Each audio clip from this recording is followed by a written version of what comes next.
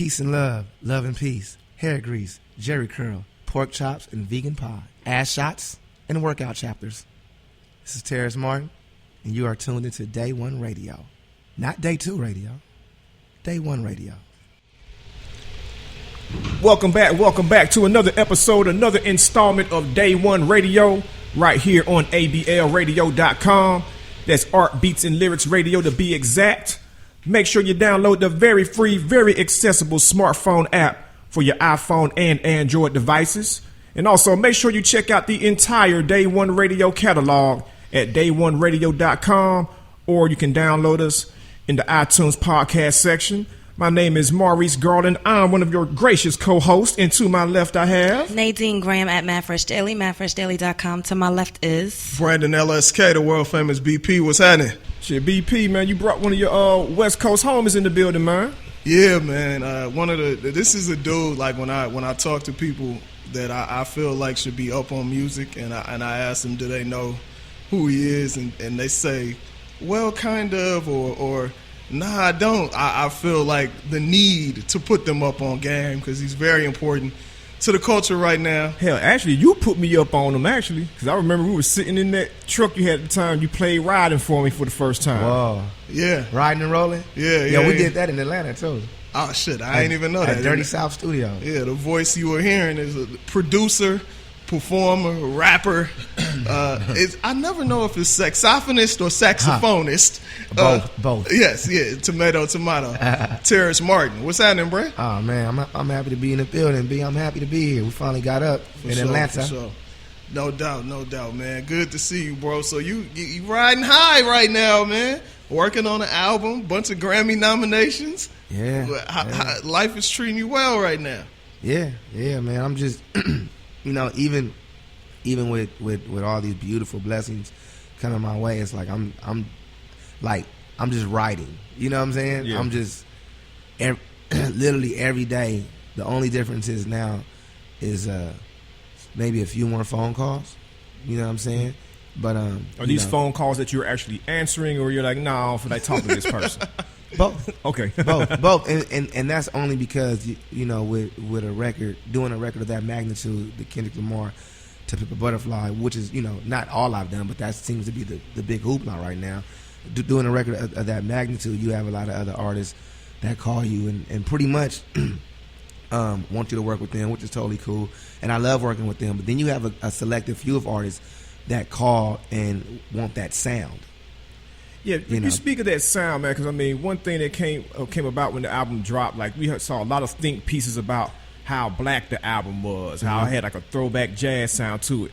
When all you guys started getting in the lab working on this album, was like, what were the conversations, around the sound? Did somebody come up with the idea of, what, we are going to sax this the hell out, we're going to bass this the hell out, we're going to add this jazz sound to this album? Well, when we first started the album, it was no discussion. It was just, I think one of the early records we cut for the album early may have been, don't quote me on this one because may have been King Kunta. Okay.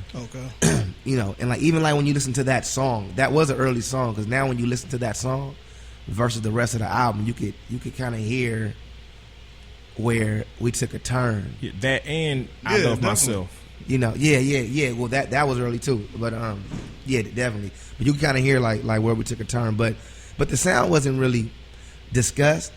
The sound wasn't discussed what we were going for, but we were influenced by everything, and musically influenced by all the greats, from Sly Stone to Miles Davis to Herbie Hancock and Quincy Jones to Dr. Dre to Too Short to everybody else. You understand what I'm saying? But as much as and I'm learning more about this album and myself every day.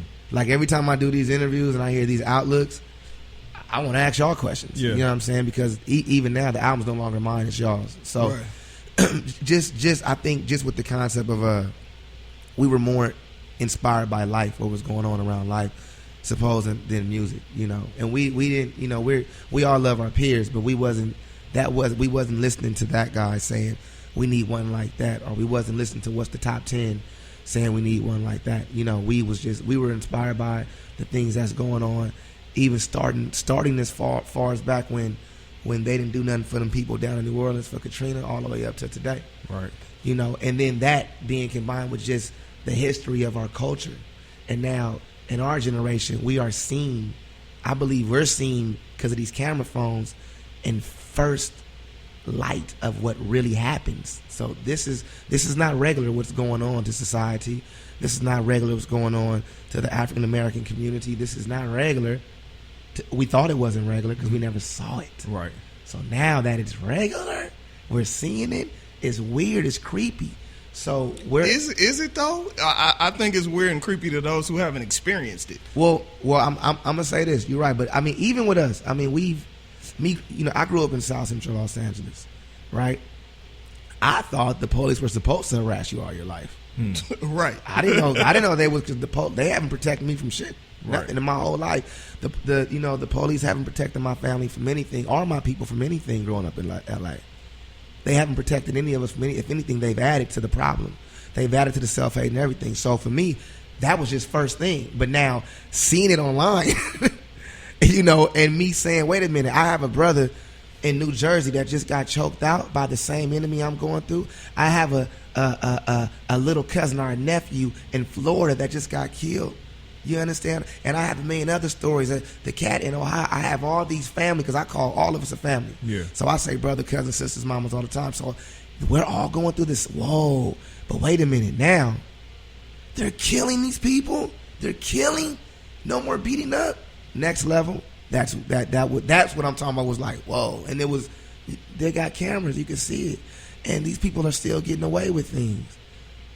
So we're in the studio while we're looking at this and not guilty or it's okay or go ahead or, oh, self-defense or, you know. Yeah.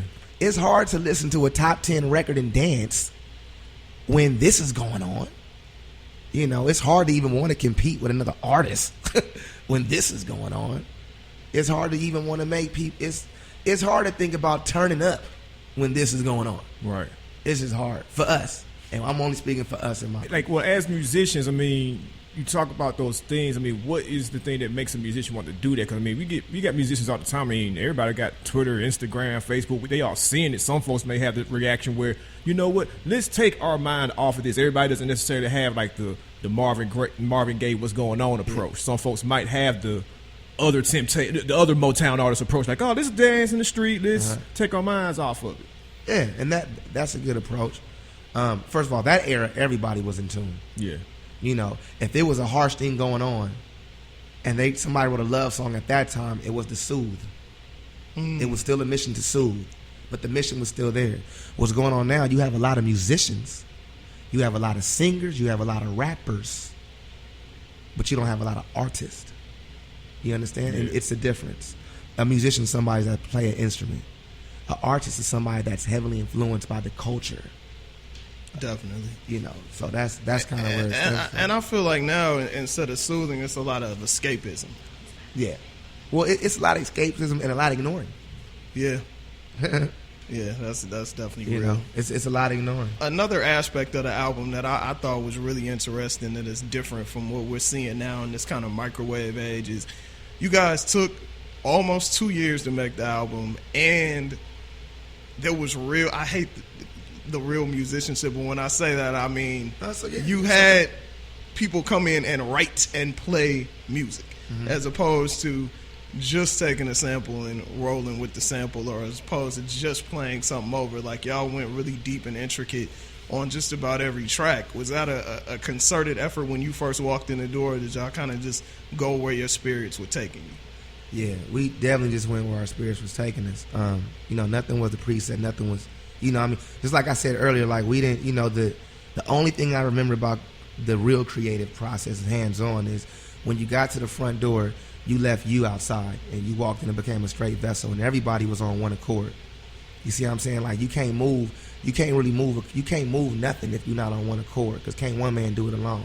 So that's the biggest thing with that album. The main ingredient, if I could tell anybody, the main ingredient was a strong brotherhood, and the biggest ego in the room was the message and the music. Those were the biggest egos in the room between me, Kendrick, Soundwave, Thundercat, Robert Glasper, everybody. Like, those were the biggest egos was the message. You know what I'm saying? Was this a closed door session situation for the most part? Were there people and energies? You know, you got a name that you were like, nah, man, you can't fall through today, bro. We kind of on this. Well, top, you know, top dog, the guy himself. Yeah. We don't have company at sessions because he's in tune though. He doesn't want no outside influences on us. Also, he saw something special going on. But even us, we didn't want nobody around. We wanted us around because it was us talking about social topics, and we didn't want to be like I said, we didn't want to. You know, art is weird. You could have a music hiccup. I call those by being influenced by somebody on accident, and then, you know, we was on a mission for the message. So it was nobody else at that time that could be around. Cole fell through, but Cole's family. You know what I'm saying? So, you know, we didn't. Nobody heard the record till it dropped, except those that did it. Matter of fact, and I'm gonna say this. I remember Cole coming to the studio, and just coincidentally, everybody stopped working and didn't play nothing. Wow. And then, you know, it was like, it wasn't no stop. It was just, it was bigger than the music. The message is bigger than the music. The music is just a palette or a train to write the message on and get to the community and get to the people, you know. So. Were y'all expecting that, like the reaction to it to be what it was? Because it was very much polarizing when it first dropped. Like, people was either like, damn, you know what? Kendrick is capable of doing all these things and sounding, you know what I'm saying, doing what he does over all of these genres. And then other people was like, yo, this is a lot. Yeah. Like, yeah. Well, we did know by I gotta work this shit. Because the homies listen to everything we all do. Like, why you? What we did know is we didn't know all this was going to happen because we didn't, you know, we knew the message was going to kind of get out and at least help some people, but we didn't know all these things were going to happen because these are never things we plan to, you know, we don't do the record to go to the after party or to get the Grammy or to get the award or to, you know. We just do the music and it's on y'all to love it. But we didn't really, man, I tell you one thing that we did know, we was going to stir up something because we ignored the 808. We didn't use the 808 on the album. Even on Pharrell, We Gonna Be Alright. It's an 808 vibe, but it's still a different thing. You know, we ignored the 808. And that's dangerous in society right now in hip-hop. You know, especially, I'm in Atlanta. I was in a strip club last night. I couldn't hear no words of the song because everything was 808. You know what I'm saying? But it was banging. You know, I love it. You know, Future's one of my favorite artists in the world right now, period. I believe Future is the new lineage of the blues. You know, and not to get on Future, but I got to say it because I've been reading things and people talking crazy about his music and the RT people. But my thing is like this, RT people, understand Future is a product of the Dungeon family. Think about that. And he's been around the Dungeon family his whole life. Like, if you dig into his music and listen to his melodies, he's singing the blues, man. And you know, the message is whatever, but it's a thing with Future, you know. Yeah. How did I get on that? The 808. Yeah. But back to the 808, but we did know, like, we would laugh and still, like, we gonna add 808. And a couple of times I'd be like, yo, we should put 808 right there. And then Soundwave be like, no, that's not. You know what I'm saying? And then we're like, yo, play saxophone over all right. Because it's like trap mixed with the jazz thing. Play sax over it. What? Sax? They gonna call it, it's gonna, just do it. I'm gonna do it. You understand? Yeah. So we knew those chances we were taking, right. But those are creative chances. We you know, and because it's funny, like when I was reading a lot of articles on the album, even talking to my peers, a lot of my friends in my community, they didn't like the album. And bro, it's like I probably lost a few Facebook, Instagram, Twitter friends. I ain't even gonna lie to you, bro. On some real shit, when people tell me they don't like this album, I just automatically assume you just don't know shit about music. Well, you know what? I'm gonna say this, or they don't read. I've had some very good conversations, and you know, I'm in LA, so I'm still in the paint. I'm still on. I still pull up in the hood and everything. So my thing is like, the kids wasn't really messing with the record. A lot of the African American kids wasn't this and that, too nothing to damn, nothing to jazzy. But what was happening now, and I said, okay, just wait. A lot of people are starting to go through these real life things, and the same people at one point didn't like it, saying, you know what, I didn't like it because I couldn't dance, but now it's talking to me internally on some, you don't got to dance all the time. Right. Sometimes as a people, we need to shut the fuck up and listen. You know what I'm saying? Sometimes we as a people need to listen to each other and respect each other more. And if we show that level of respect to each other more, maybe the enemy won't trip so much. Or maybe if we do, we could probably band together and work it out. So that's what I'm learning now, where a lot of it's turning around. One of the first, I bought somebody to the studio. I didn't ask nobody, and I just bought him to the studio. And it was my dear friend, DJ Mustard. That's my homeboy. Yeah. Because I wanted him to work on the album with me. Yeah. On a couple of songs, because he has a whole nother, he got some stuff that the world don't know. Mm-hmm. Yeah, I was just watching him, I believe, with somebody on Hot 97 in New York. He's a bad boy. And he was talking about, like, in the summertime, I can do the Mustard type stuff. Oh, yeah. But on this other vibe, like, I really want to hit people with what I can really do. He got a record he did, I don't know if it's going to come out, but he got a record he did with Marsha Ambrosia that I was trying to get for To Pimp a Butterfly. You know what I'm saying? Yeah. He got a beat. I was trying to, it was an amazing song. But anyway, I brought him to the studio, and the record was halfway done then. And it was me, Kendrick, all of us there. I just brought him in. We was working on something. Man, hop in the car. Let's I get turned up. Hop in the car. Let's pull up on Dot. Okay, let's pull up. We pull up, and I know what's going on with the Pimp a Butterfly because we're doing it every day. Yeah. But I have to remember, I didn't remember. Nobody else knows what's going on. So I bought Mustard. Mustard walked in, what's up? I think the first song we played was that day was Loving You Was Complicated. Loving You Was Complicated. It's it's eerie. And I remember like looking at Mustard on the side and Mustard was just going. He's darting his eyes back and forth. Yeah, I'm sorry. I'm in the look of like, what are y'all doing? What the heck? And then he stayed there and was like, yo, we got back in my car and Mustard said, y'all on some other shit. That shit gonna go. Y'all on some other shit. Y'all, and I was like, that was a blessing hearing because that's my homeboy. That's one of my dear friends. We worked together on a lot of records. But that was a blessing hearing it from him because I admire him. I admire him because I know where he come from and I seen what he just did. Yeah. He shifted some things too with a sound, heavily influenced by the Bay, and then put his thing on it, and then a thing. He actually, to keep it real, and I'll say this, and all my friends get weird when I say this, but at one point, a lot of my friends in the Bay were upset at him. Yeah. He stole, and I would like to say this: none of this is ours. None of this belongs to the Bay, to Los Angeles, to New York.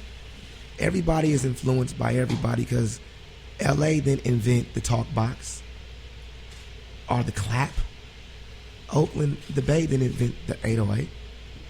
Even the style of music, everybody was inspired by. So now we have some forefathers, and the forefathers never trip. We have Ant Banks. Yeah. I could stop there because he birthed the whole thing. Hell yeah. To me. And that's come back to music, man. He out in Arizona. I know, man. Selling real estate or something. We need Ant you, Ant Banks. Come on. Ant Banks. Come get your kids. They confused, bro. All right. They confused. But anyway, none of it is ours. And my thing is we're all influenced by each other. Oakland is my favorite city in the world. Period. I'm from LA. I live in LA. But it's nothing like a warm hug from your community in Oakland. And if you a black artist, you understand that. Because they show up, even if they don't know you. If they like your song, after the first chorus, they learning your song. And they buying your tapes, they buying your music. But we're all influenced by each other. You know what I'm saying? It's like, how dare a kid from Oakland get a horn and play over a break beat, and then I get on the mic and say, you stole my sound. Right. Just ignore Premier and Branford. Yeah. I stole. They so, so we're all influenced by each other, man. This music is a pop for everything. Even for New York, we're all influenced. You listen to the early NWA records. Oh, you hear all kinds of... If you take off the words off Straight Outta Compton and put Public Enemy on them, it can sound like a Public Enemy record. Definitely. You put Chuck D on them, So we're all influenced by each other. I don't really we have to say it, but I've never understood the divide thing. Because I'm a musician that plays everywhere, I think that's because you came from a jazz world where everybody learns from everybody. Like hip hop is definitely super territorial. It is territorial. The internet has broken it down to an extent, but hip hop is crazy territorial. And I think another thing, we talked about it on the show, is people, if you didn't party in LA or hang out like in the street in LA, you wouldn't know that for a good 5 years, you didn't hear LA music in LA. You heard Mac Dre, Keek, 40, and that's what Mustard grew up on to a large extent. No, to a huge extent, because even Mustard is younger than me. Mustard's probably 7-8 years younger than me. So he turns me on the music. That's why I keep him close. Yeah. Because it's a lot of things I'm not going to listen to, not because I don't want to, I just don't, between children and trying to maintain my damn relationship and then... Sorry. He said sorry. So it doesn't have anything to do with, like, I guess, because a lot of people that come from the jazz world immediately get painted as jazz snobs. They compare everything to jazz. Like, oh, no, I'm not listening to this. So like, there's none of that in there. Like, there's no jazz snobbing. Well, no, because I'm not a jazz musician. I'm a musician. I play all kind of music. I'm an artist. I'm not a jazz. I just grew up loving jazz and playing jazz, but I'm not a jazz musician. Right. If I was a jazz musician, then you wouldn't get the past 15 years of a certain level of music off the West Coast. Right. So I hate the term. I'm going to keep it real. I hate the term jazz. I hate the term hip hop. I hate these words. It's just good and bad stuff to me, Mm-hmm. It's art. And I think a lot of people put these things in those boxes.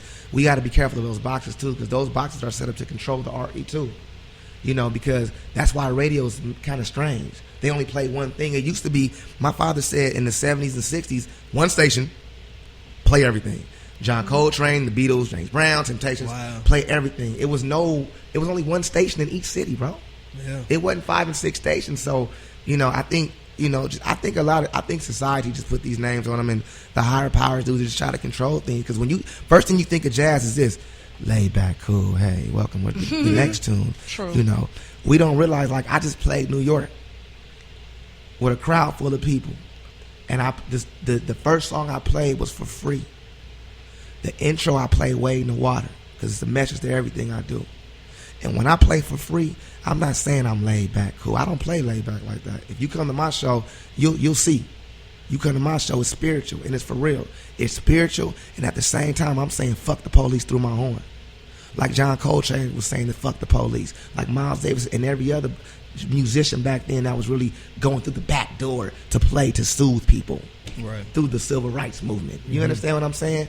So jazz is laid back, and the first thing you think about is an old museum music. So the kids don't want to hear it, they don't want to see it, because nobody wants to go to a fucking museum because it's boring. You understand what I'm saying? Man, I'm glad you said, cause back in September I was out in LA, and I follow you on Instagram. And I randomly saw you post that you was going to be at the world stage with Robert. I pulled up, and I was like, I was out there getting married, so I was telling my, like, we going out here. Like, I don't know where this is. I went. I was all the way in the back. Yeah, I was all the way in the back, in that small ass spot. That's where we grew up. You know what? Right. And look, I could have done that and packed it out anywhere in LA. Me and Robert could come out here and do a pop-up show, pack it out in Atlanta, anywhere. Right now, I'm on a mission. I understand there's a lot going on in the world, but I'm trying to take care of my house first as a man. And my house is my community and my people. It's hard to help out everybody when we still on crutches right now. So that's why instead of doing a pop-up show way on the west side, or let's get sponsors involved in this, I did it off of Crenshaw and 43rd, because that's where I grew up. That's the first time I heard jazz. That's the first time I heard DJ Quick. That's the first time I heard Mac Dre. That's the first time I heard Sosa Mischief. That's the first time I seen The Far Side. That's the first time I heard Snoop Dogg. All that music in that one little spot. So my thing is, why take the power we got right now and keep giving it way out west when they got cats that'll go out there, and we'll go out there too, because I'm not excluding them. But right now, my people on crutches. Like I always say, all lives do matter. White lives matter, Hispanic, whoever you are, your life matters. And I love you. I love you. I love you with true agape, unconditional love. But all lives are not under attack. Yeah. Bottom line, I don't give a fuck what nobody say to me. Until you walk in these shoes or these shoes, you can't say shit. Because every time I was, I posted one day Black Lives Matter, and everybody except African American wrote back and said, but all lives matter. What about this? Why you give them that voice though?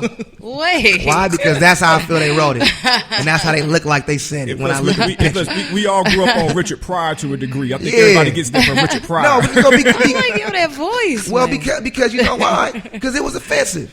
Yeah. It offended me, and it hurt my feelings that somebody would even think that. That follows my music and understand where I come from. So that's why I make that voice, because it offends me, and it was offensive to me as an artist and to me as an African American man from Los Angeles. It was offensive. So yeah, all lives matter. Right. Definitely. Because you probably said in your head, Black Lives Matter, brother. That's how it sounded to them, right? Yeah. Right, for sure. Being from LA, and it's funny because once again, you kind of got to move in that circle. It's really two LAs. Mm-hmm. You have the LA that then you have that LA that's on TV, the Hollywood LA. Mm-hmm. But these worlds are kind of converging now that everybody's talking about the Oscars. Mm-hmm. And folks talking about they're going to boycott the Oscars and all of that, man. You're not in film or whatnot, but still it touches you because you're in entertainment and you're a black man. So what do you think about this whole thing with Jada coming out and Spike Lee saying he's going to boycott and people asking Chris Rock to boycott and all of that?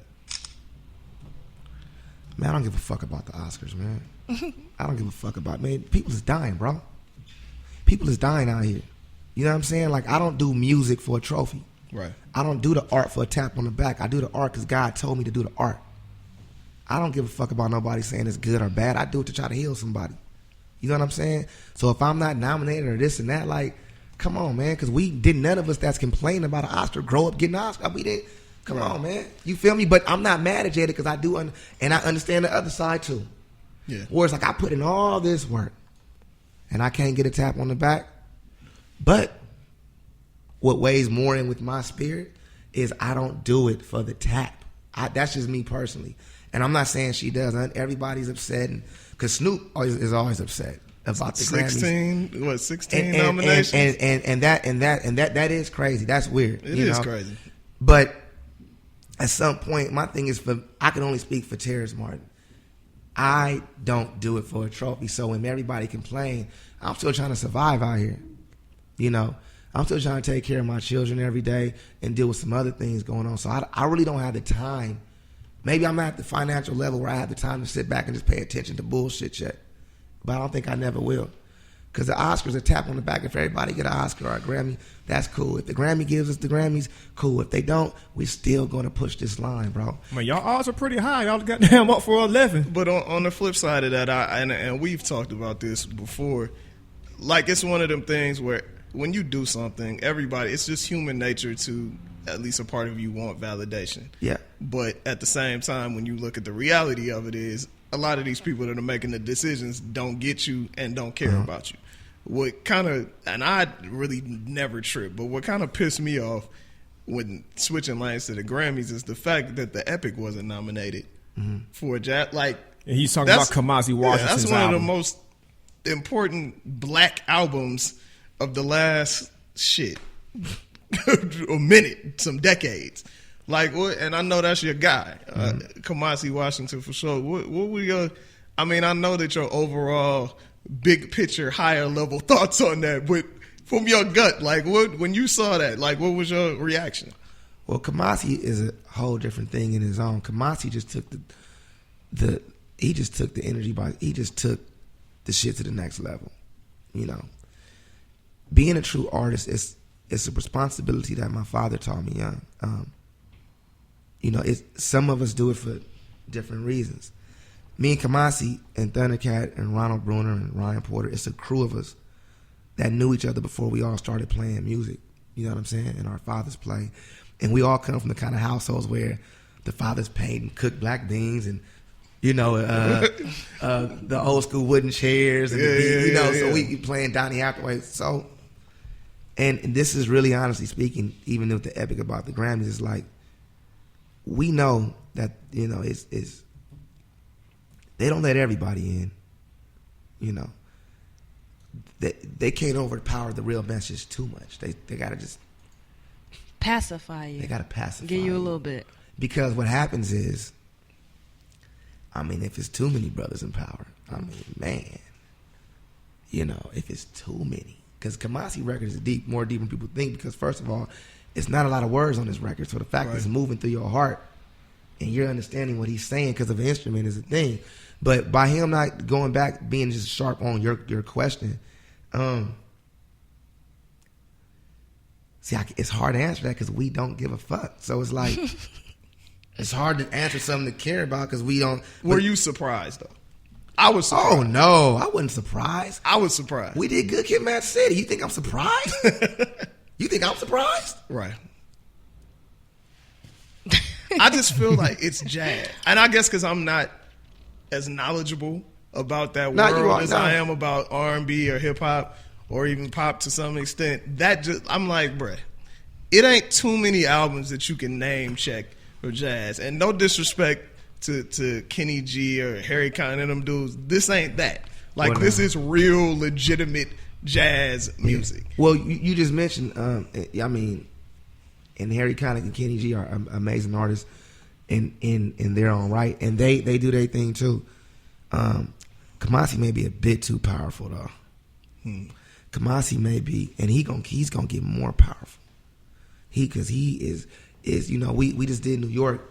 I played with him when he traveled. We just did New York, and it's like, you know, we didn't grow up playing the style of saxophone that a lot of different cats play. Right. We grew up playing a style of music that is controlled by the spirit. So we're actually ignoring these instruments that are in our hand. If we could sing, we'd be singers, you know. So the whole thing with Kamasi, man, is like, he's clear. He understands everything, you know. When the nominations come out and he wasn't nominated, it was just like, watch this next move. Watch this next album. So like, he wasn't even disappointed. He was just kind of like, I ain't gonna lie, it pissed me off. But that's why beat is really that's why. But guess what? It's like a family. Everybody ain't gonna feel the same, but everybody got this. You know, we need that. We need B to feel like that. You feel me? Because maybe sometimes we are too like, well, shit. But think about it. It's like eventually everything is gonna come as long as it's. The Grammy is this. When you see on Instagram in different states, instead of brothers ripping the heads off of these police officers for killing our babies, them marching playing "We Gonna Be All Right." That's the fucking Oscar and the Grammy. That's the Grammy. And even to speak about the Grammy, that's the Grammy. Let me say that again. That's the fucking Grammy. When a white cop would go home to his family, because we gonna be all right's playing, that's the Grammy. Yeah. You know what I'm saying? And that is the biggest tap on the back as a African American man from the ghetto could ever get. The fact that brothers are saying thank you, you know, and my Caucasian brothers are saying thank you. My Latino brothers are saying thank you, because we as a people, we do have allies. Yeah, we don't have a lot, but we got some allies. But even our allies, somebody on top of them won't let them push the button. But we have allies. That's real. We have white allies. We have whatever. We have allies that love what we do. You know, it's some things that a white man has done for me that has saved my life. So I'm not talking about a whole situation. I'm talking about the enemies. That's why I say the word enemy so much. Definitely. That's what I feel. And you know, you've been speaking on when we've talked about a bunch of the Kendrick stuff and all of that, but people and you playing, but a lot of folks, unless you really paying attention, don't know that you also spit. 3 Chord Fold is one of my favorite albums that's come out in the last few years. If y'all not up on that, very good album. You got it. And I'm a concept album guy, so I love Death of Adam from 88 Keys. I love, you know what I mean? Stuff like that, man. So how do you balance out that?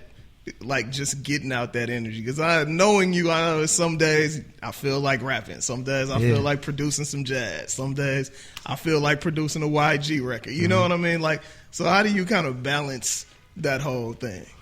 For me, when I put out those, when I do those independent albums like that, that's because I'm an artist. I got to get stuff out. You know. Yeah.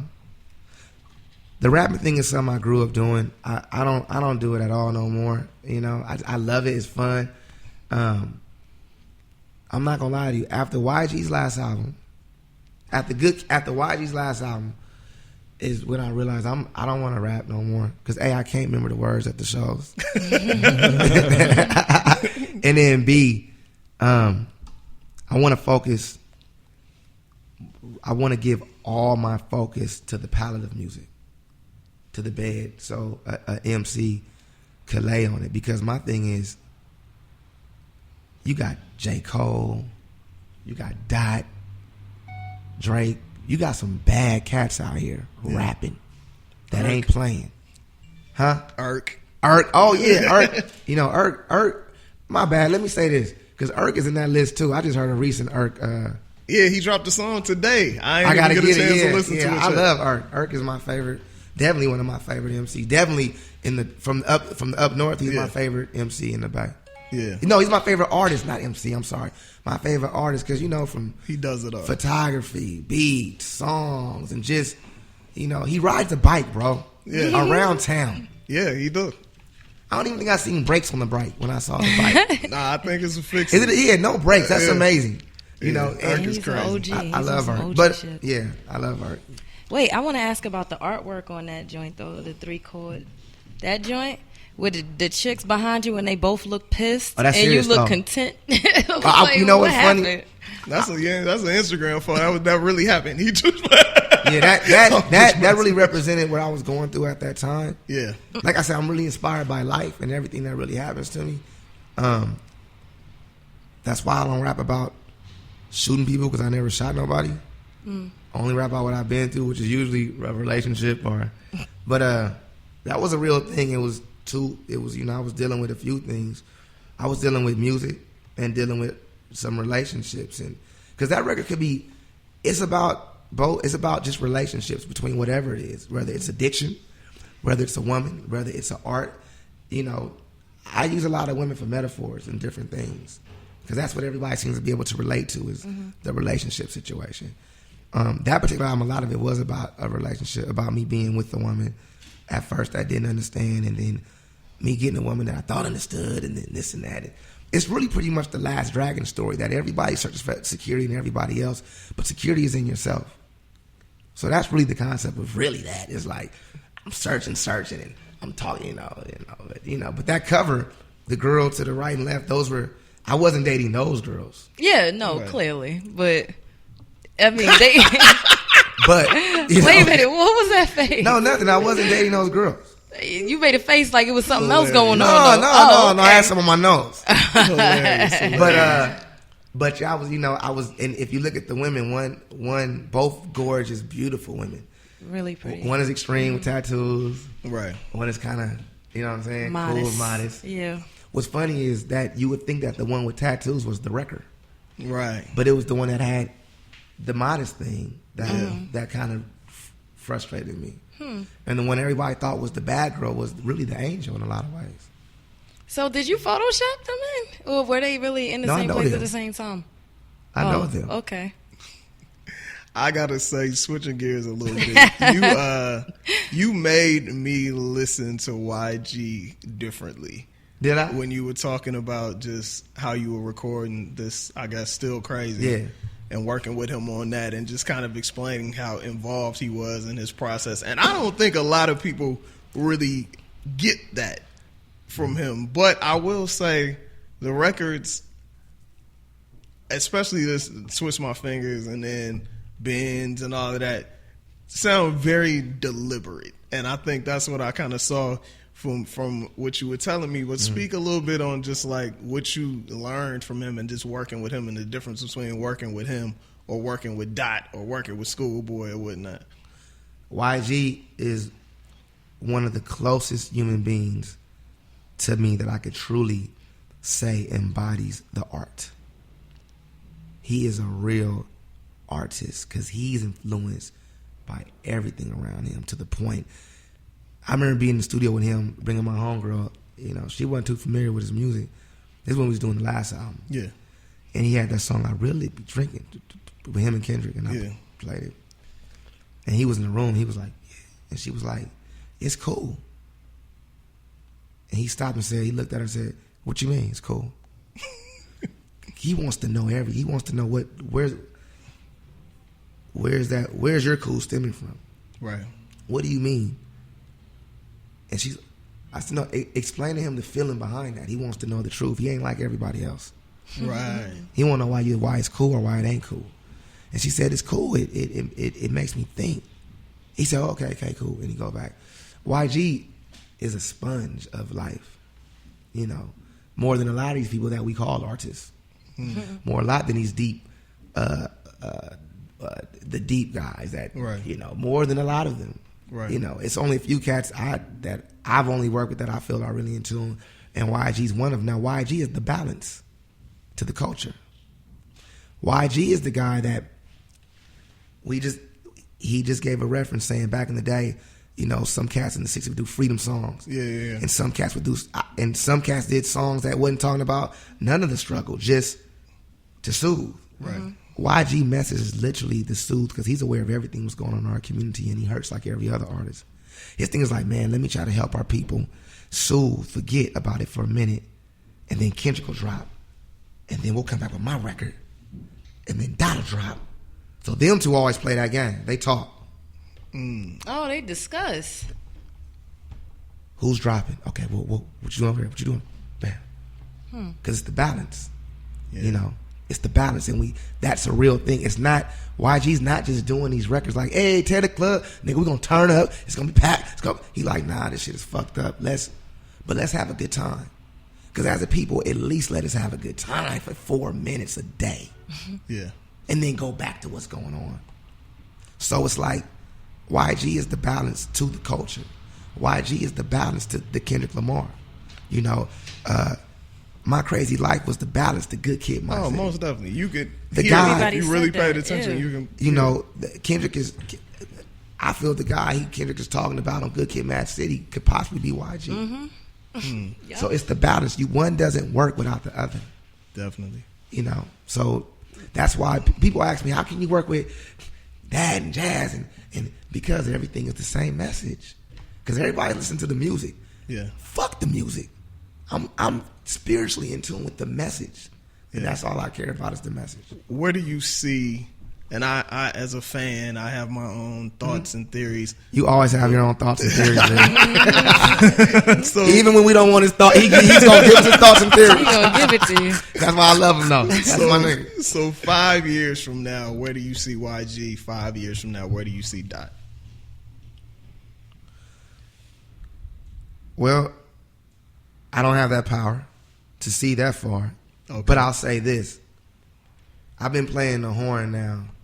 I'm 36 years old. Another thing this industry don't do. That. Now, I'm 24. Oh, I was here when Dog Pound first came out. Anyway. Right. Hey, I remember when the Outkast video first dropped. But I'm 20. So I'm 36. I started playing sax when I was 14. One thing I learned, the more I practiced, the better I got. When I didn't practice, I got sloppy, you know. So I'm saying that to say if they keep going, it's only going to get better and better. If somebody stops, it becomes sloppy and they'll fall off. But personally, as a friend, I know these two, they're not stopping. Because this is not a job. This is not work. This is a thing we have to do. Right. We have to do this. So, you know, if the records sell one copy tomorrow, we'll still put out the same quality records. Definitely. You know, we don't care about record sales. Another artist that you worked with recently on a next upcoming, you're going to be hiding these streets for a minute, Bray. You working on a few joints. It's one of my Thank God. Yo, hold up. Thank God, because 10 years ago, I'm telling me and my daughter's mother, every time the rent man would come for that $650 a month, we would duck. on the apartment floor and wouldn't breathe until they walked away. You know? And we was in the middle of arguing.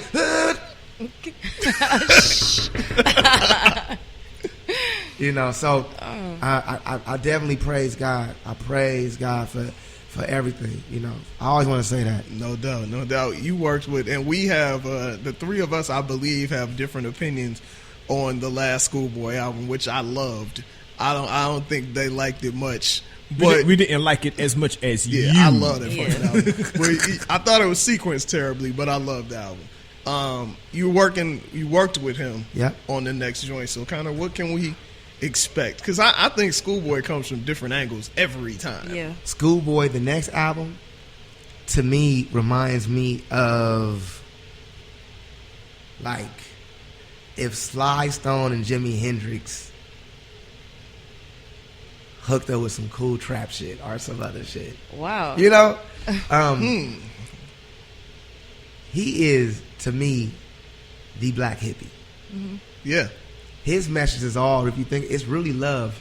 It's just a funny way of talking about it. But Schoolboy Q is special, man.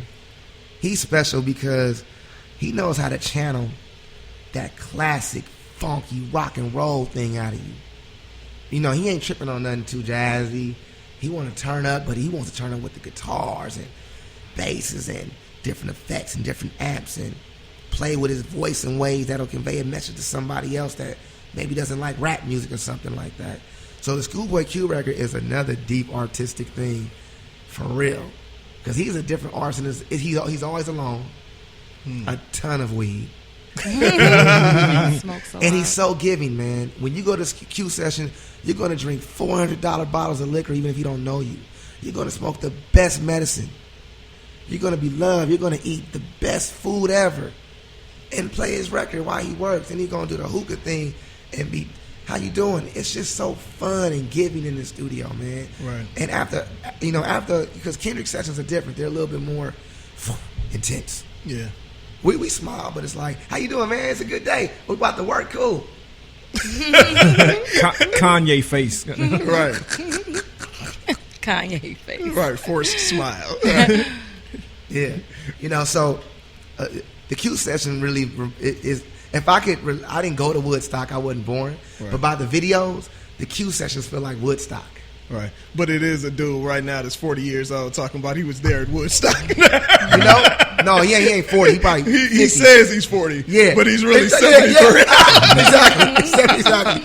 But by the pictures, his album feels like Woodstock. And he also has a Miles Davis element to him.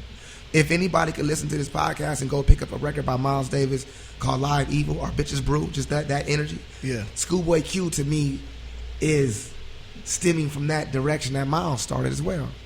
You know, it goes back to Miles, but Miles is more into the culture. So we're all kids of cats that followed that lineage. Right. Speaking of following lineages, man, like, you know, Herbie Hancock is your mentor. Yes, he is. Like, I want to know, like how'd you even, you know, meet that man, and how that, you know, relationship flourished? Because, you know, a lot of people consider they met a guy and he talked to them for 5 minutes and gave them some imparting wisdom in that one conversation. It's another thing to be like, I met him and guess what? This dude's my mentor now. Like, not from afar, like for real mentor. I call him on the phone.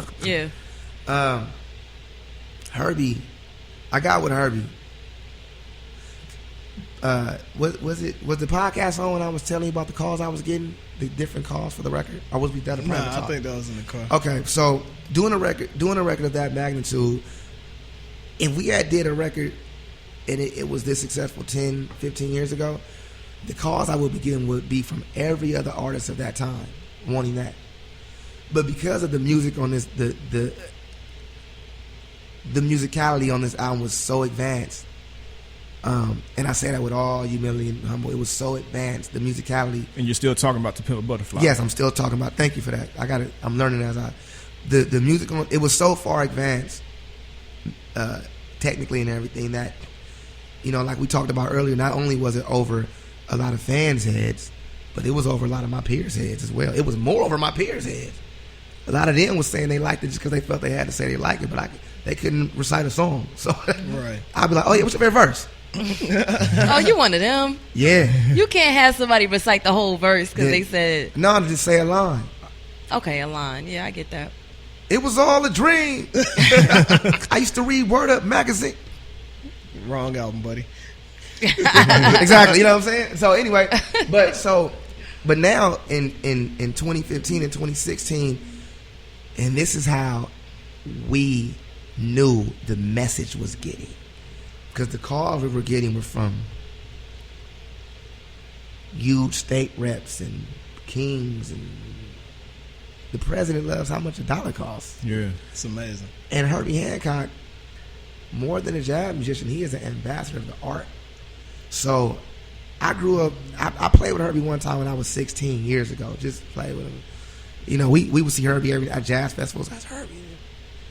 But then after, the real call came in after the album, To Pimp a Butterfly. Yeah.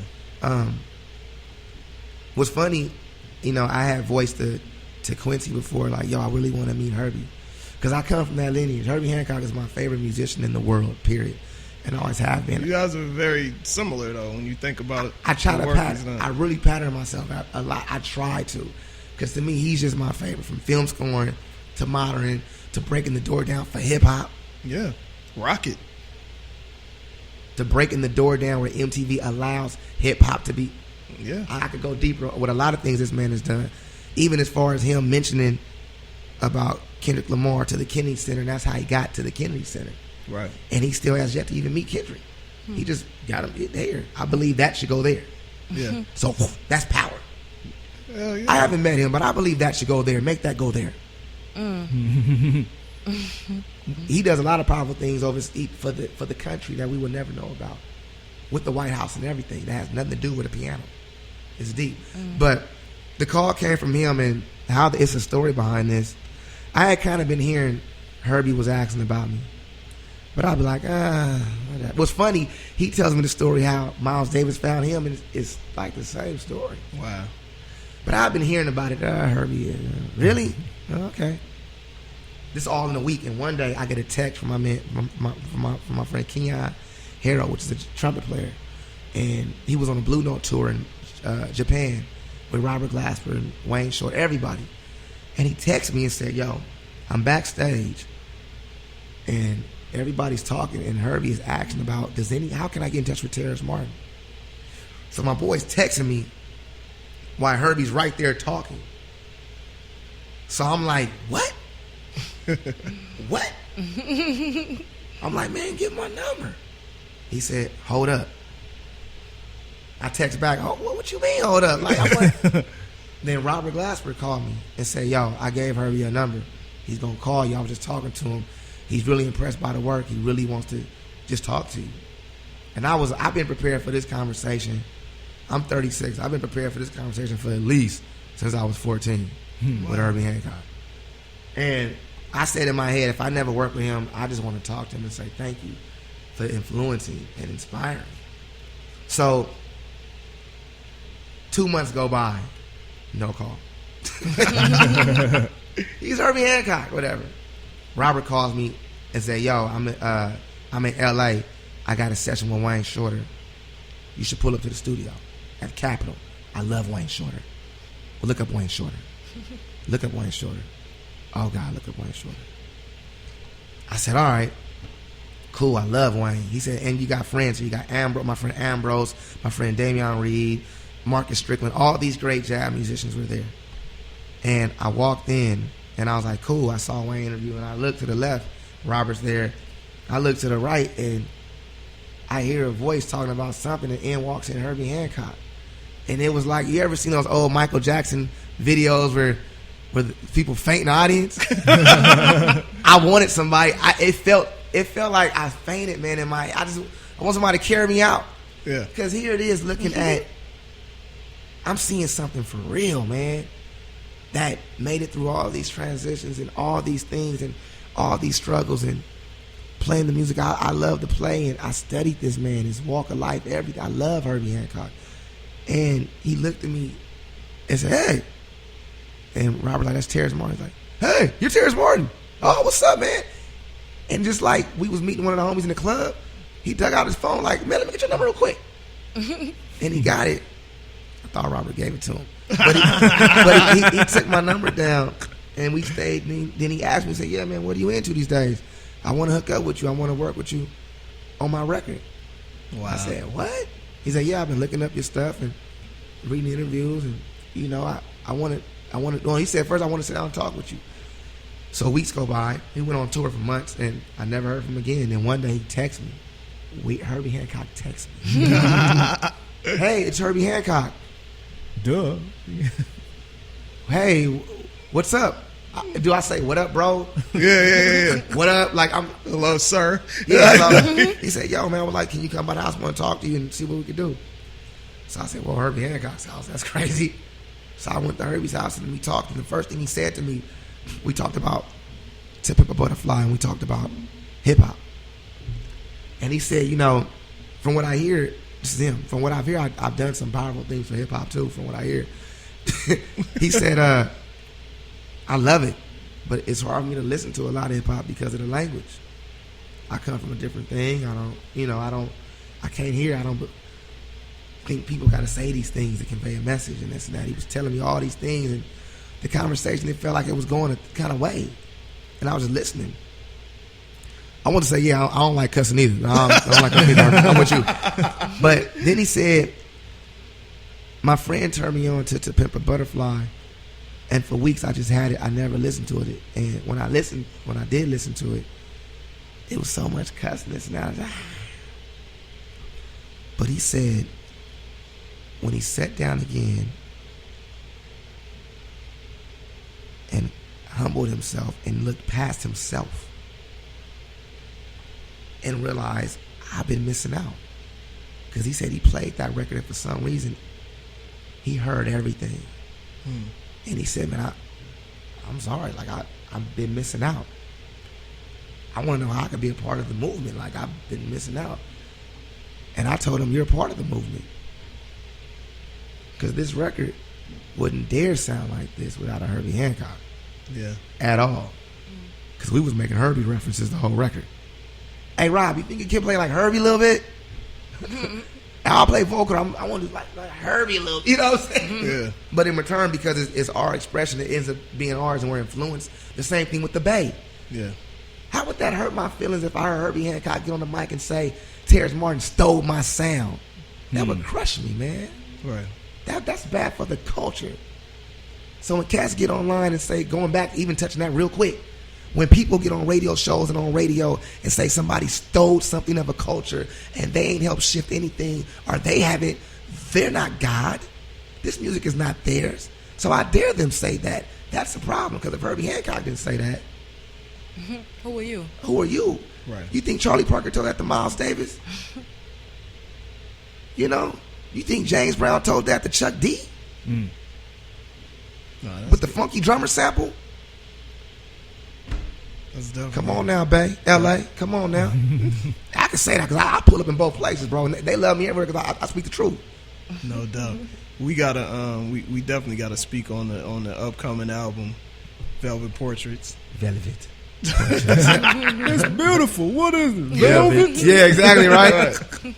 Yeah. So, man, and I was good, blessed to hear you putting some of the album together. You was there. Am I lying? Did I set up a setup in my mama's living room? Nah, you did.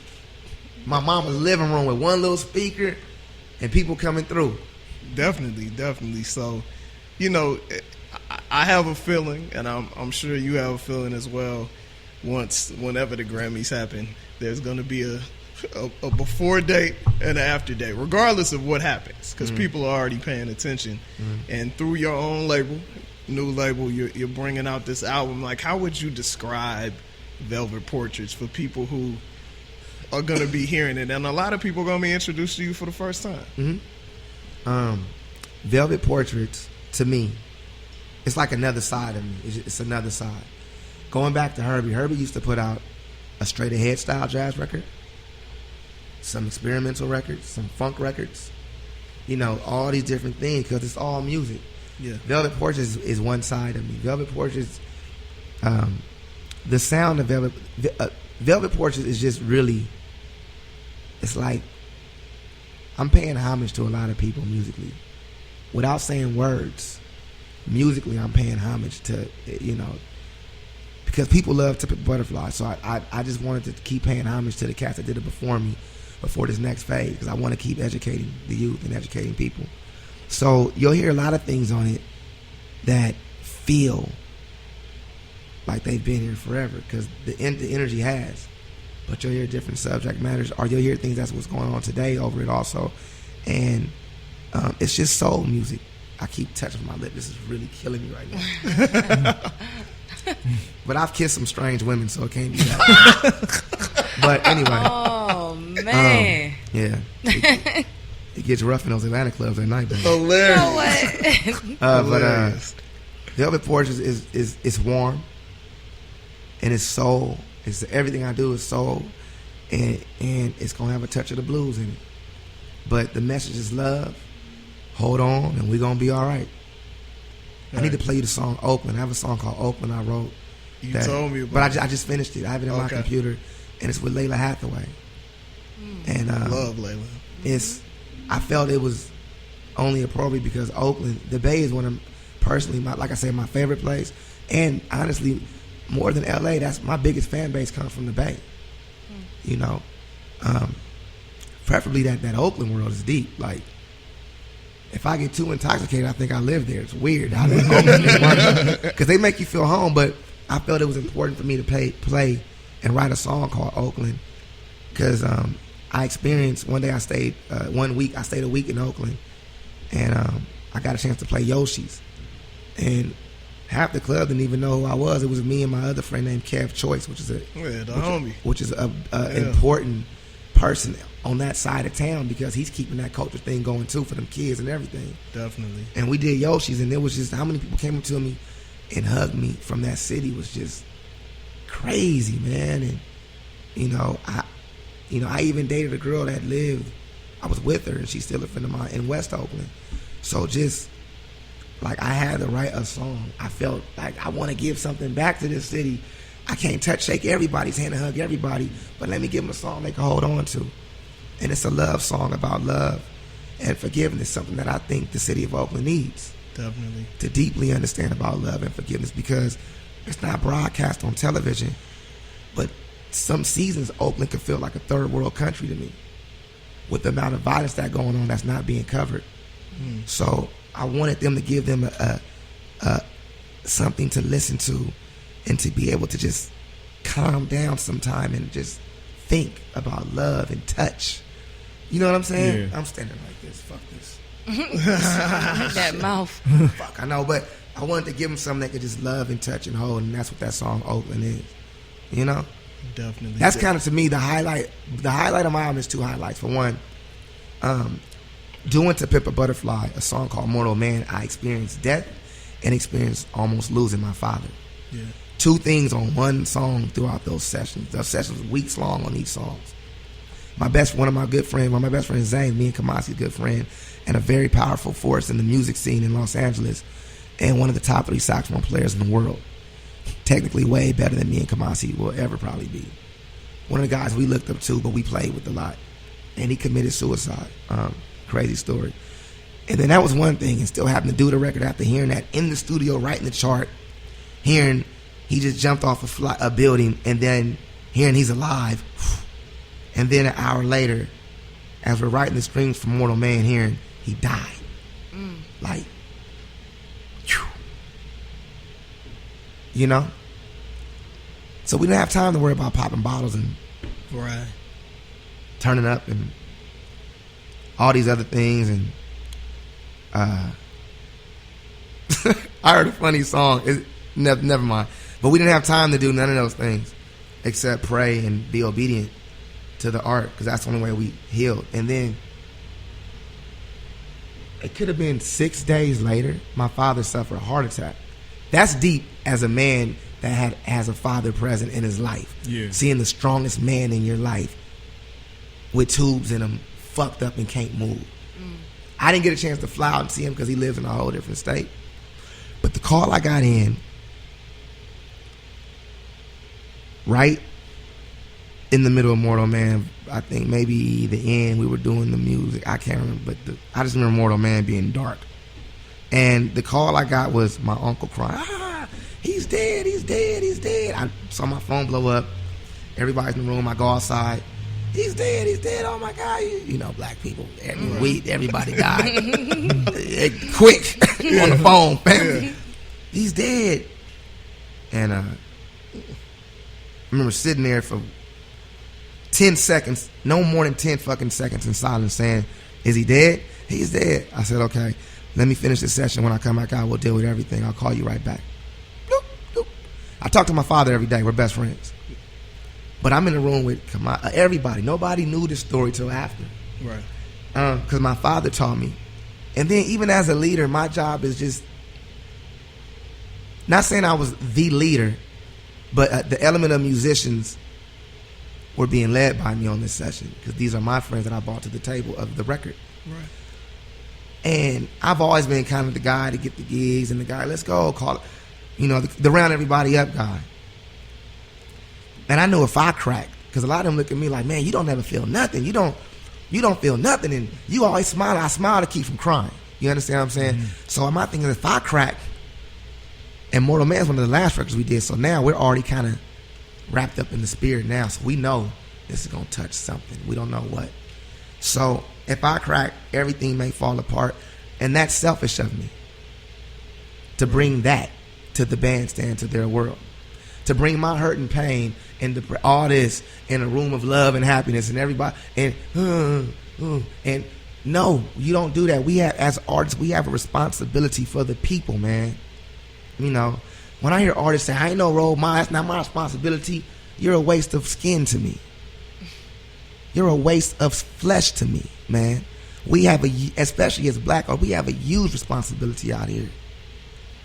So I couldn't bring that in, but I was numb walking back into the room, and everybody said, you all right? Because I left, you know, you all right? Yeah. I'm like, yeah, I'm cool, I'm all right. And we finished the record 7 to 6 hours later. And the whole time I'm writing, I'm like, I'm seeing the funeral, I'm seeing everything dark. And then some just said, it's out of your control, whatever it is. My father taught me, no matter what happens to you as an artist, to the day you die, you have a responsibility to care about the culture more than yourself. We are servants of the community. We're servants. So, no matter what I'm going through, I've always expressed it in my own conscience or whatever I do, whether it's meditating, whether it's praying or whatever it is. And that night, after all these years, was the test. Crazy. And it was presented in my father, the man that told me that. That's true. But I knew this job was dangerous. I knew, because as an artist, we sacrifice a lot. Sometimes we sacrifice being good parents, being good mothers, being good husbands, being good fathers, being good we sacrifice so much to soothe society. And it's weird because at the end of the day, as an artist, nobody hugs us. We go home to some strange shit all the time. Not to go on this, but to go on this. This is what I talk to my woman about, because we have a whole unit, and I tell her sometimes when we get into these arguments, like, yo, like, just hug me and say it's gonna be all right. I was saying that before the song came out. right. Just hug me, man, because and it's rough. How did I get here? But I gotta say this: it's rough to be in love with the person that is being shared by the world. Yeah. Definitely. It's not about another woman with me, nothing. I'm just shared by the world. And I have responsibility. And sometimes you as my wife, if you're my wife under that covenant, you also have that responsibility. So we have to understand these things. So I don't know how I got there, but I had to go to being a servant. That's the whole thing. So what the fuck was the question? What did you talking about say? Your pops? My dad. Oh no, I was saying. What did you say to your uncle after you found out he was alive? You dumb motherfucker. Call him with that bullshit. I'd have been mad as Because look, I didn't, and my dad's wife called. He's dying. So I said, whoa, that night I didn't talk to him no more. To them, then the next 4 a.m, he's breathing. When I talked to him, when he was cool, it was her, man, but I wasn't dead. This motherfucker, I wasn't dead. Damn, it wasn't even that. So I said, Dad, but he said, sometime, man, you'll have to be tested. And as an artist, we're all servants. He said, sometime I got to be used as an example. We're servants. It's rough dealing with an artist, man, and it's rough being an artist. It's not easy. It's not about none of this other shit. But anyway, that, going back to now I came back, the other special thing, not only Oakland on my record, is that my father's my favorite musician and taught me everything in the world. He's plays percussion and drums. Played on a lot of records, and he the one taught me how to mix records because we always had a studio. That made me say, you know what? I'm blessed to have the baddest drummer in the world be my father. So why not do a record with my father? Dope. I'm getting all these accolades and everybody calling me and this and that. And I talk about preaching and I got to take care of my home first. But I keep getting everybody else. Right. Whoa, I can't do that and talk this shit. I talk. Let me go get my dad involved. Dad, I want to do a record. You ready? He's serious. Y'all ready? I know y'all doing that little shit over there, but y'all ready for this? He's 75. Y'all ready for this real shit? When he heard Tip and Butterfly, he said, man, y'all bad. Because I finally hear some brothers with some music talking about something. Yeah. I always say, man, my biggest gripe with Drake, and Drake is my favorite artist, definitely one of my top 3, is I believe musically, he always outdoes his music. I would like to see him spar with an orchestra or another musician that's just as much as in tune with his art form of lyricism and songwriting. Because I believe Drake has the power to inspire a lot and encourage a lot, and he does. And the message he pushes is important too, because he pushes love. Love between lovers, and that is important because that's how we get along. And he's part of the message too.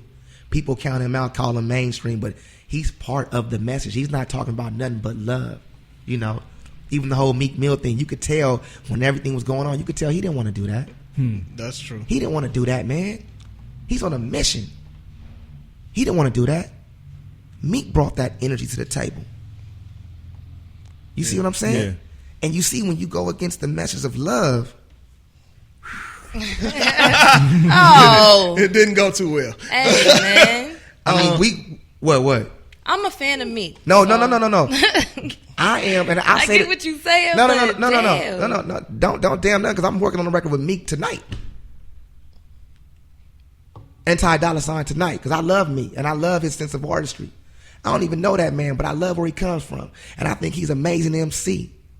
And he has a struggle, and he has the same struggle we all have, and he just needs help.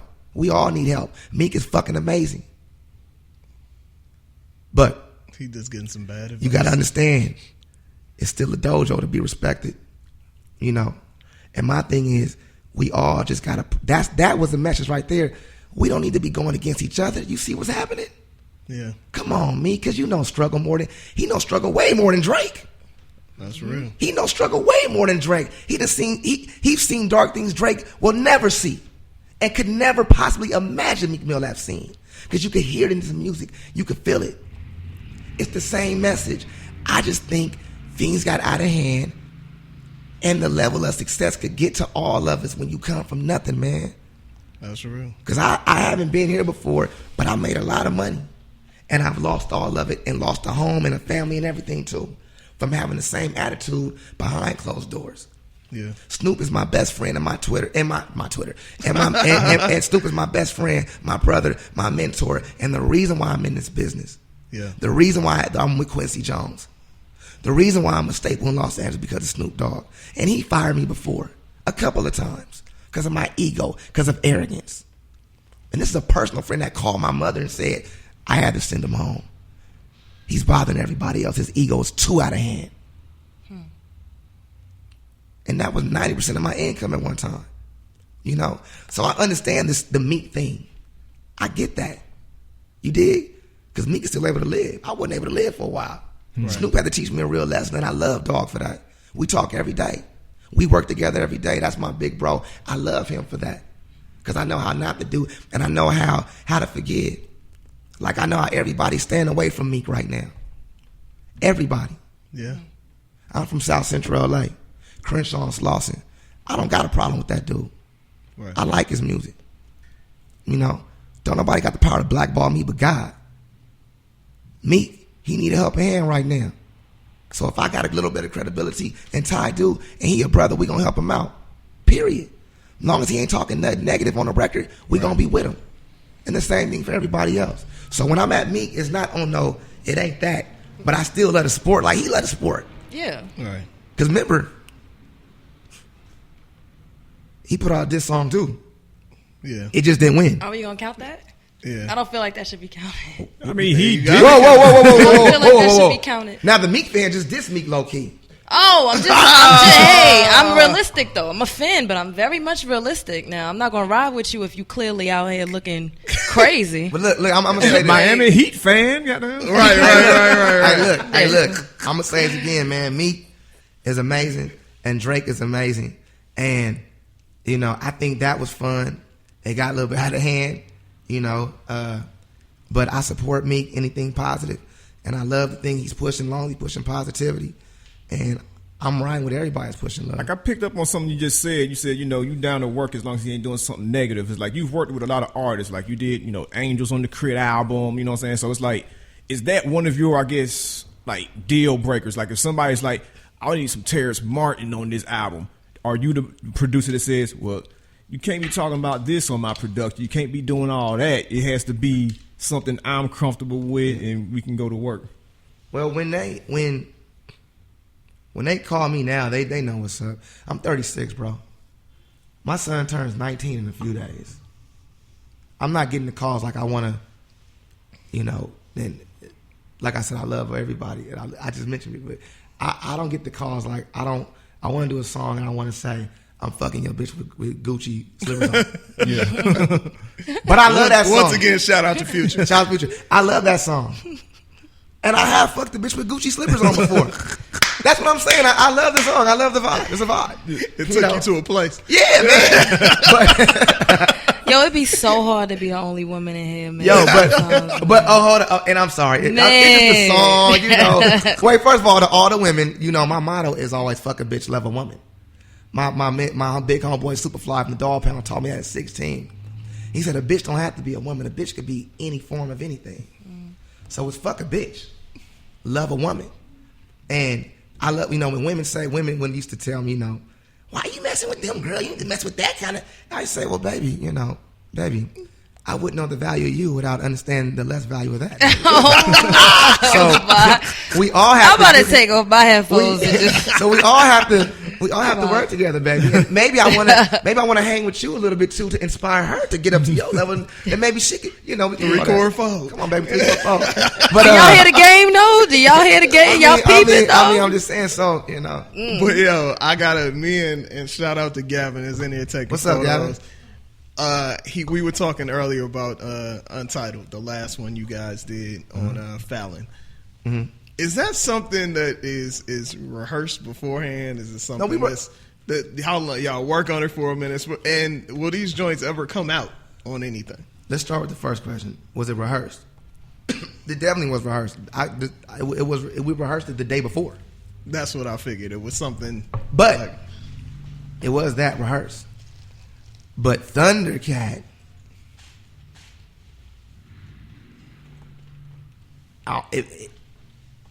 we rehearsed a thing. Gotcha. When we did a sound check of the thing we rehearsed, and then they said, Kendrick Lamar, and we was doing it, and then Thundercat started playing different things. We didn't rehearse these things, man. And everything kind of became real spontaneous. And it grew like, it grew live like that, man. I cried. A lot of us I cried that day playing. It was like because the scout was shaking dice on the ground. You're talking about the first Untitled. The first Untitled. Yeah. Oh, you talking about the first one? Oh, Fallon, the last one.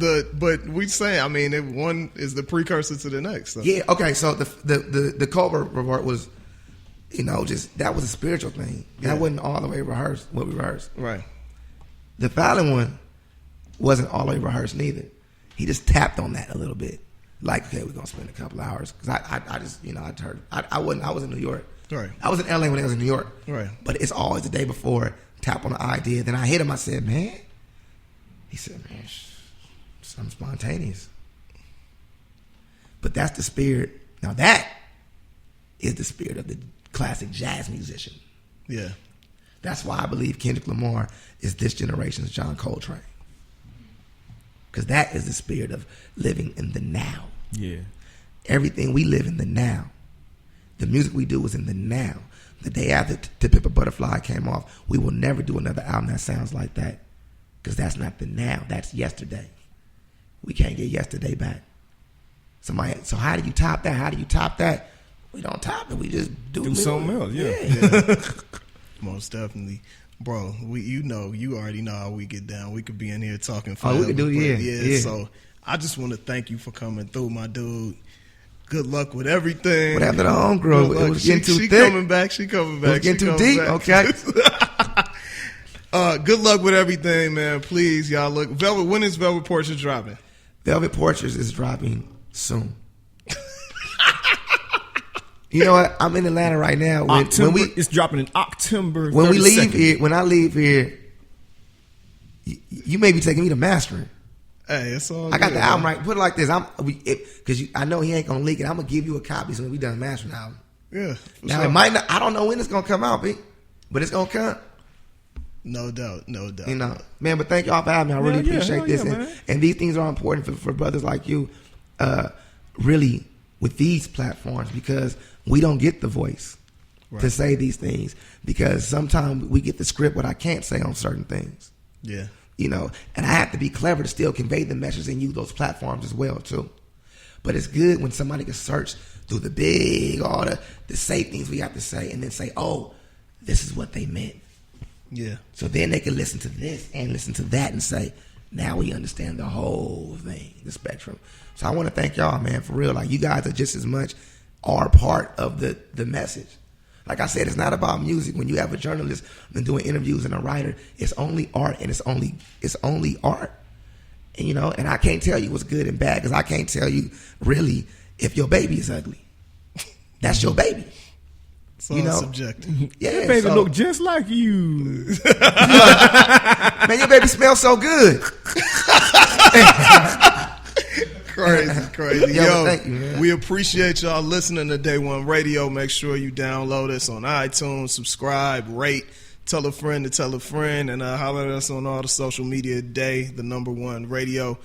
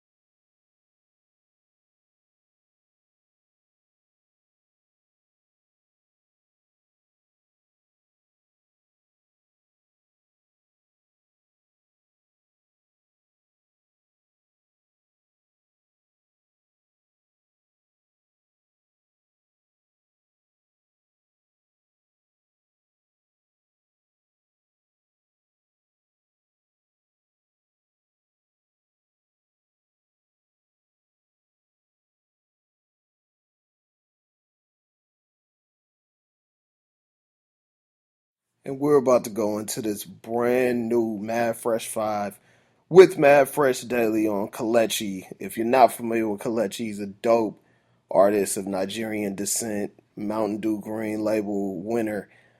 Just killed Sway's freestyle situation not too long ago. Shout out to the homie Rob Santini for putting us on. Check this new artist out, and we'll see you next week. Day One Radio. What time is it? Well, according to my watch, oh shit, it's time for the Mad Fresh 5. Nothing but New artist. it's Day One Radio on ablradio.com. Mad Fresh. Yo, what up? It's Nadine Graham at Mad Fresh Daily, madfreshdaily.com, here for Day One Radio. My brothers are not here. I think Brandon is somewhere in the place tonight. I am at Center Stage, in Midtown Atlanta with Kelechi. Kelechi. How we doing? It's Kelechi. We good? Kelechi. Loose Change was the project that is out now, but Before the Quarter is the one that's up next, and from what I understand, it's been done for quite some time. Yeah, it's been done for about a month, maybe two.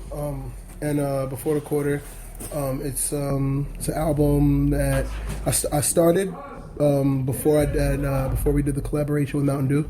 Mountain Dew kind of came on board. That's all we were doing. Through a lot of different ways. That's all we were doing. I wanted to be a part of it.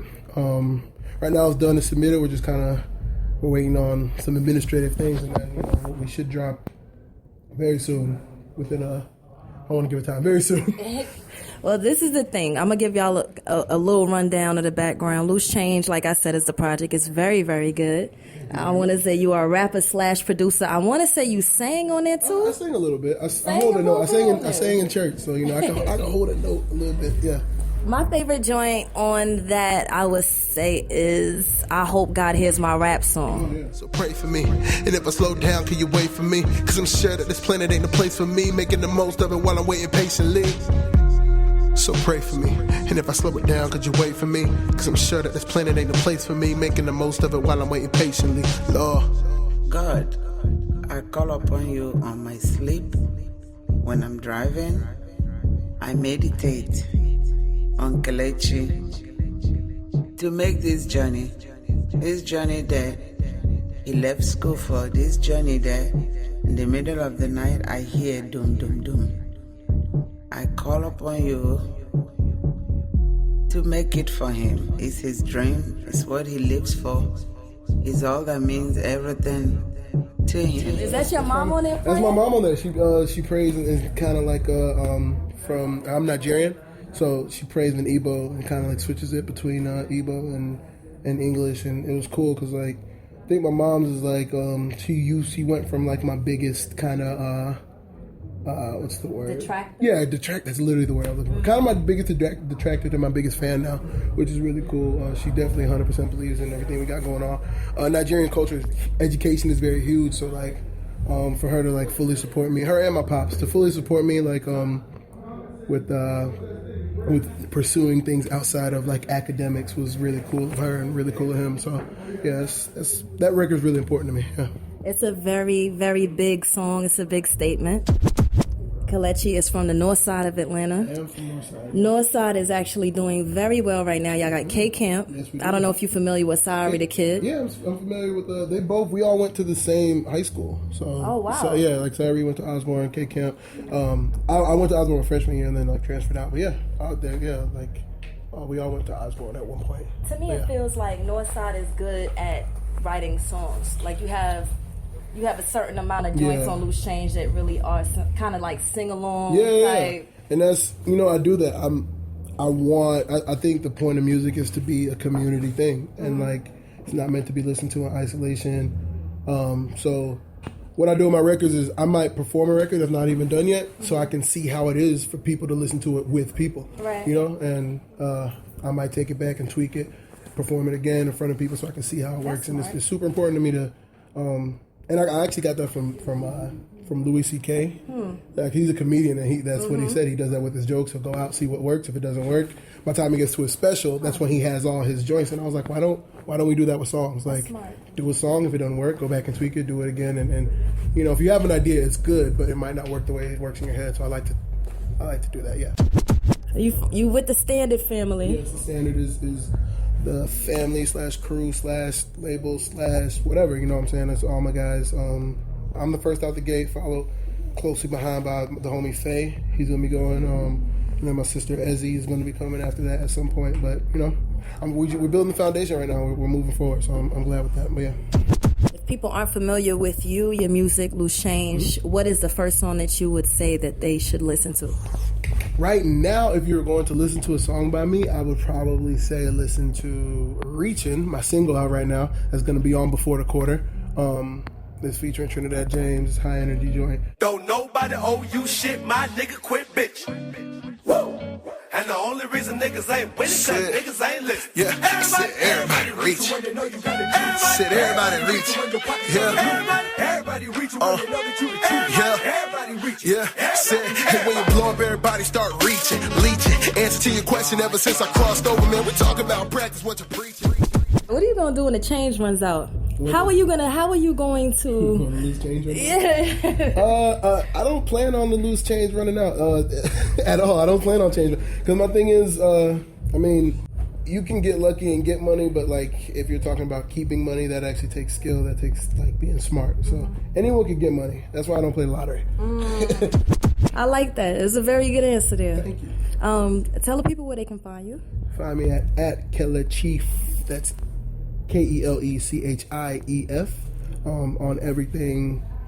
Twitter, Instagram, SoundCloud. Look me up on LinkedIn. No, I'm just kidding.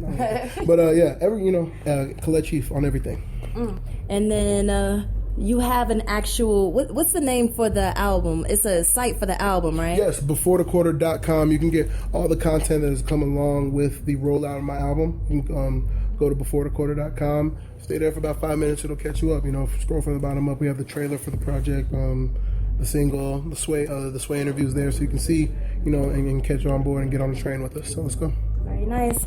I want you guys to listen to me at Mad Fresh Daily. I'm telling y'all, Kelechi is dope. Check for him. Thank you Nadine much. Graham. Yes. Day One Radio, ABLradio.com.